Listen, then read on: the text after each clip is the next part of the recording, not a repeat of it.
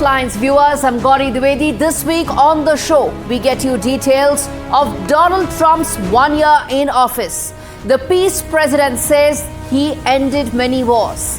But on Faultlines, we tell you the number of strikes that President Trump ordered, 600 and counting. The next story on the show this week, you have your Chinese surveillance drones entering Taiwanese airspace. 2027 is a stated objective of China to invade Taiwan. Why it's going to be difficult and why the Taiwanese airspace may be invaded upon, but the invasion may not happen. Those details on Faultlines this week. This week's Faultlines viewers comes as Donald Trump completed a year in office. The president who calls himself a peacemaker. Donald Trump's second term has been defined by a paradox. Wars he says he stopped and the strikes he ordered anyway. Take the Middle East or Latin America or even Africa. American firepower has only expanded, even as President counts ceasefires like trophies. All of it unfolding alongside a very public fixation with the Nobel Peace Prize. We will map out the countries that have been attacked under Donald Trump's second term, the numbers behind the bombs that he has put forth, and the question that's echoing far beyond Washington. Is Donald Trump's supposed pursuit of peace actually fueling more conflict? Let's first listen into what Donald Trump said in Davos, and then we tell you the number of strikes that he's ordered across the world.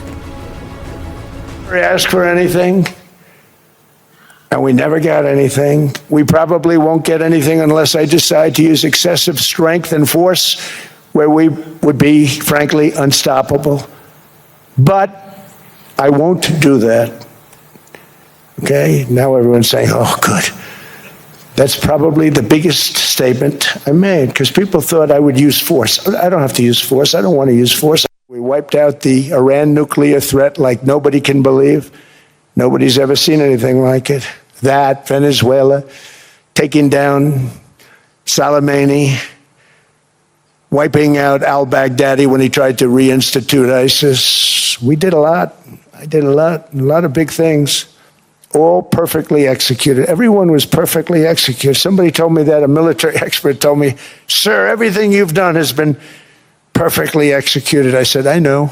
So he's not going to use force, but let me now walk you through the countries that US has actually attacked with the use of force in the last 1 year.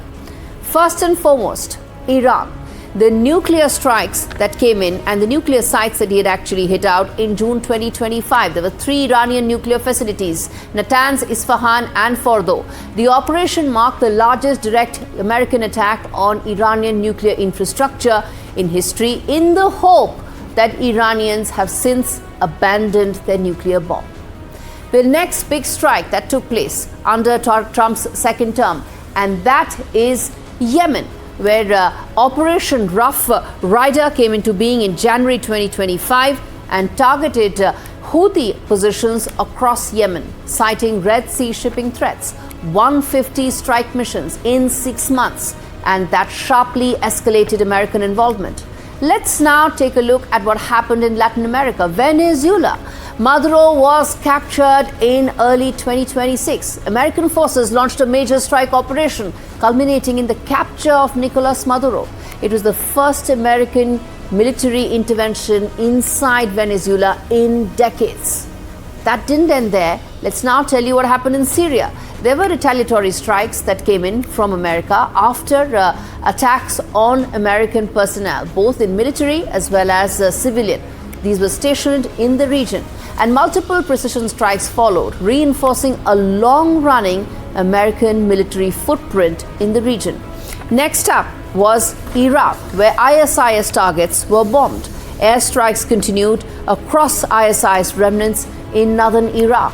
Military briefings, in fact, showed that dozens of confirmed targets were hit as part of counter-terror ops. That's what they're being called. Now let's look at Somalia. There was an air campaign that extended there and was expanded as US Africa Command intensified its strikes against militant groups throughout 2025. The number in terms of the strikes, it actually totals the highest since American involvement actually began. Let's now talk about Africa, where in Nigeria, counter-terror bombing took place in December last year. Extremist groups were targeted that supported regional allies. The strikes expanded America's counter-terror footprint across Western Africa. This is what Donald Trump has done, even as he continues to covet the Nuclear Peace Prize. Now, the Peace Prize that he covets from Nobel. Now, more than 600 air and drone strikes globally in a single year, even as the president claims to have stopped 8 wars. Donald Trump has repeatedly called it peace through strength. But let's be clear, here is a president who has broken the rules-based order, abandoned allies, and threatened annexation against NATO powers. But for his MAGA base, he's a man who's ended 8 wars. And this report tells you what really is it that happened there. In other words, I,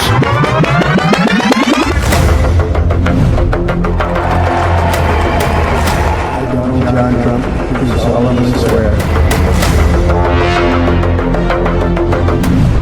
On January 20th, 2025, Donald Trump returned to office, calling himself a peace president.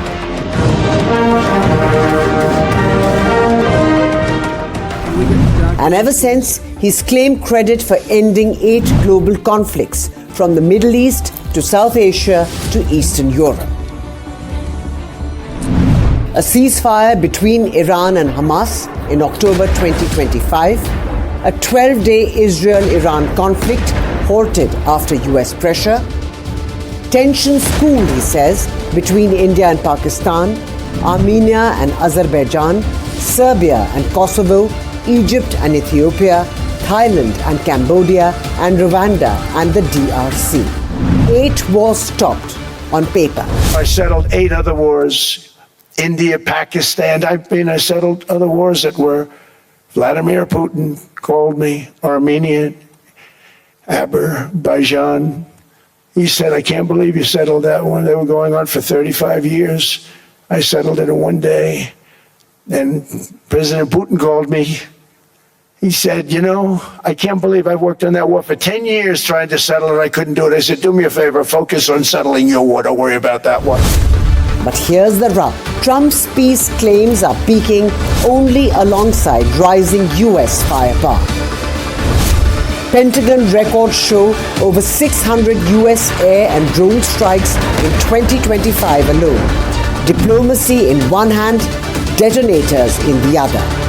And threading through it all, the Nobel Peace Prize. On social media, the president posted more than 6,500 times in his first year, averaging 18 posts a day. In bursts, he returned again and again to one theme. Why not me? In October 2025, he publicly fumed after the prize went to Venezuelan opposition leader Marcia Corina Machado. By January 2026, he posted a photo of Machado's physical Nobel medal gifted to him, calling it a wonderful gesture. 6 Nobel mentions in a single post, claims he deserved it 4 or 5 times. And a blunt message to Norway. Peace, he said, isn't free. One look on Trump's Truth Social account and you'll see his MAGA base and supporters seeing strength in his actions. Critics, on the other hand, only see more and more instability. 8 conflicts claimed as victories and a Nobel Prize that still hasn't arrived. The question now, is this peace by design or pressure building for the next explosion? With Arjun Samar Mahindran, Bureau Report, NDTV. I don't have to use force. I don't want to use force. I won't use force. The story goes far beyond the countries Donald Trump has attacked and the wars he has claimed to stop. Trump sent another signal from the dais at Davos, and Europe, well, it heard it loud and clear. First time since World War II, EU leaders are openly questioning whether the US is still on their side or now actually standing in their way. Donald Trump backed off on tariffs, yes, but his words on Greenland, calling it America's territory, landed like a lightning bolt across Europe. And leaders on the European continent are now thinking the statement that they have heard now is what they have to now decide whether the NATO still holds or not. 1949 is when NATO came into being. 1951 is when the Greenland Treaty and the agreement between the US and Greenland was signed with Denmark. Since then, what has changed now in 2026? Everybody sitting in Davos was asking that question. Every European leader on the continent is asking that question. But there are no answers because no one knows what Donald Trump is willing to do and how far is he willing to go. This is bigger than Trump. This is bigger than tariffs. It's the sound of an alliance that's quietly cracking with disbelief. Since 1951, it held true, and 1949. In fact, Article 5 of the treaty, which says attack on one is attack on all, was triggered by the US after 9/11. All NATO allies stepped in, supported America then, because war on terror was not just America's war, it was NATO's war. But now they're all thinking whether it was worth their while or not.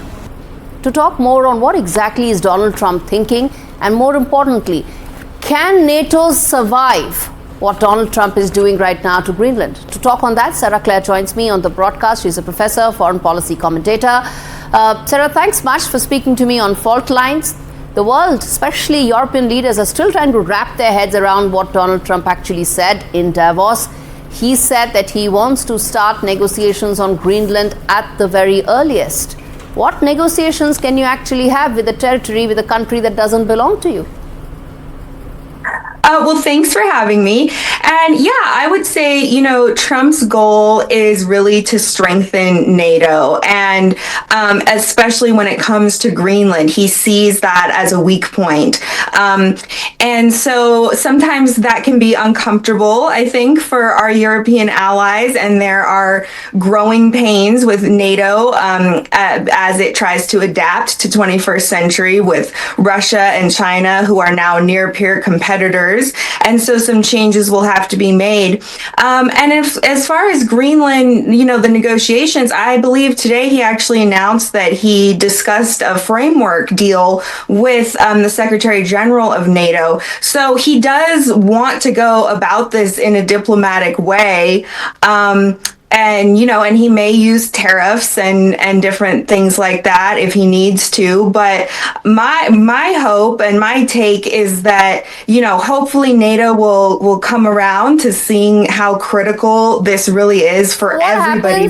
Sarah, what happens in the eventuality that NATO says that Greenland doesn't belong to America and they are backing Greenlanders, they're backing the Danes completely? What happens to NATO? What happens to the US and European alliance, the transatlantic alliance? Well, I think Trump said today in his speech that, if they don't agree with him on this, then he's not going to use force, but he will remember it. And I think what to take away from that is that he's talking about the U.S. spends a lot of money and a lot of military power defending Europe, and we do that without asking for much in return.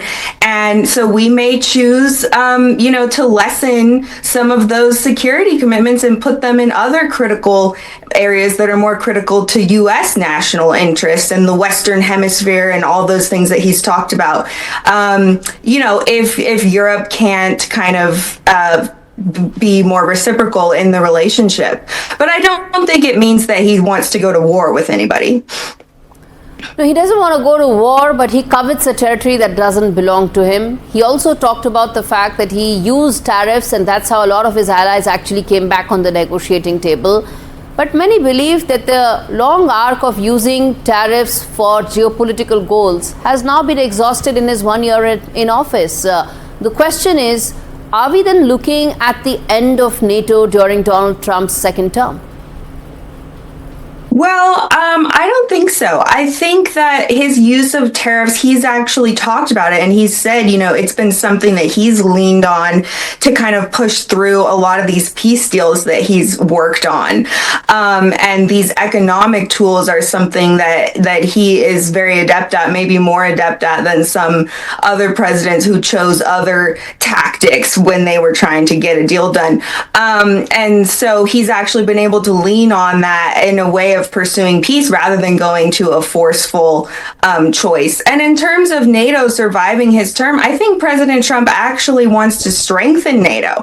And the way he goes about it can be kind of abrasive, certainly, but I do believe that's his ultimate goal. I'm glad that you're using the term abrasive when it comes to Donald Trump. That is most certainly the case, and he's really rubbed his European allies the wrong way. But let me ask you this final question, which is that when you talk about Donald Trump's 1 year in office, he's completed a year. He says he's a peace president. He should get a Nobel Peace Prize. He isn't getting one. But the fact is, here is an American president who's actually ordered more strikes than his predecessor. 600 plus strikes that we in fact documented right here on Faultlines. Your response to that? Well, I would say I'm not surprised by that because his predecessor, President Biden, didn't do anything during his term at all in any foreign policy, domestic policy. He was basically absent. He certainly did not get Maduro. You're right about that. And he most certainly didn't tell Greenland that this is a territory we were stupid enough to let go of. You're right about that. But Sarah, thanks much for joining me on this edition of Faultlines. Always a pleasure to have you on the broadcast. Well, viewers, if you really take off your blinkers and see how things are unfolding right now, it's hard to believe that Donald Trump has only finished a quarter of his term. Yes, he's only done 1 out of his 4 years. And his big focus going forward is now on Greenland. Greenland matters to Donald Trump for many reasons. But beyond the resources and the significance of the Arctic route, Greenland is key to proving that America is still the most powerful nation on earth. And Donald Trump is the most powerful president that America has seen in a long time, since Ronald Reagan. And unlike Venezuela, Europe can take heart from the fact that Donald Trump is willing to start negotiations. Which way they will go? Well, the Danes don't know, the Greenlanders don't know, even maybe people inside the Oval Office don't know. But here is what many do know, how it may end up unfolding. Before invading Greenland, assuming the talks do not progress at all, Trump may exit NATO. And his new organization, the Board of Peace, which was ostensibly created for rebuilding Gaza, could become the new umbrella multilateral organization, the new UN. He himself has said it. He envisages it. The new NATO even. So will it be the end of the old NATO, and will it be the beginning of a new organization that Donald Trump will spearhead and then take over his Greenland ambitions? Well, we'll have to wait and watch out for as to how this unfolds. Well, viewers, on that note, slipping into a very short break, we come back on the other side and tell you more about why the Chinese recce drone that briefly entered Taiwan is causing huge uncertainty in the entire Taiwan Strait. Stay with us, we get you that details.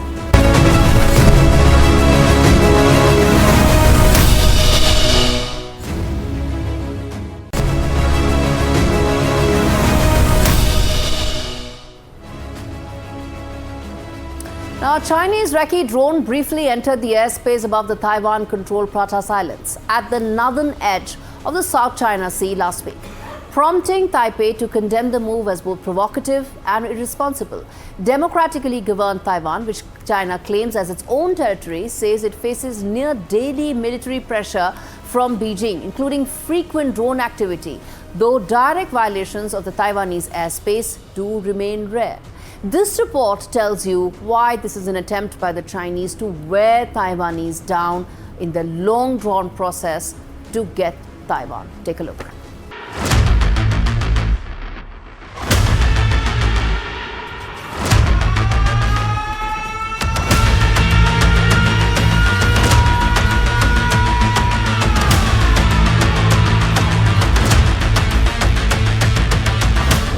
Chilling fest in the skies over Taiwan as China crosses a new red line, flying a high-altitude surveillance drone into Taiwan's airspace.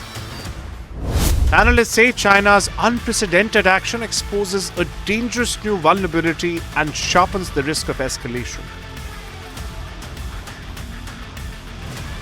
Taipei says a WZ-7 soaring Dragon drone entered the sky above the Pratas Island for 4 tense minutes before radio warnings were sent. The drone flew far beyond the reach of Taiwan's air defenses at an altitude of nearly 18,000 meters, underlining what experts are describing as Beijing's growing technological edge. Pratas is a small but strategic atoll in the South China Sea, 420 kilometers from southern Taiwan. It lies directly along submarine routes that could prove crucial in any future conflict. Experts suggest China has found another soft spot. They can enter Taiwan's airspace with impunity, and if Taiwan shoots it down later, Beijing can of course shift the blame. China claims Taiwan as its territory and has never ruled out taking it by force. In recent years, China has intensified drills, patrols, and now drone operations, inching ever closer to Taiwan's outlying islands. The question is no longer whether China can test Taiwan's defenses, but how often it will do so and how low it may fly next. 2027 is expected to be the year when China will attempt an invasion on Taiwan, or at least that's been the stated objective for many years. Taiwan matters for Xi Jinping. From a unification objective to create near total domination of South China Sea. But here's a reason why these recce's that are happening right now are not an attack, because it's not so easy. Remember, we now live in times of asymmetric warfare. Ukraine doesn't even have a traditional naval fleet and managed to destroy Russia's fabled Black Sea fleet, all with the help of unmanned drones. That's the reason why China understands that any invasion of Taiwan is not so easy, because any invasion will be long detected and Chinese troops will be extremely vulnerable, will face huge losses even before they cross the entire strait. And then they will get on to fighting a land campaign on terrain that's totally unsuitable, making things even more difficult for the Chinese. So what you are seeing right now are efforts to wear the Taiwanese down, because the Chinese know in times of asymmetric warfare, their stated goal of 2027 invasion of Taiwan may not come through. And what could happen is many, many levels of losses that Xi Jinping cannot afford. Well, viewers, on that note, it's time out on this edition of Faultlines. Thanks so much for watching. We come back next week with yet another conflict, yet another story to tell you, to decode, and tell you the many layers and the many fault lines that exist around the world.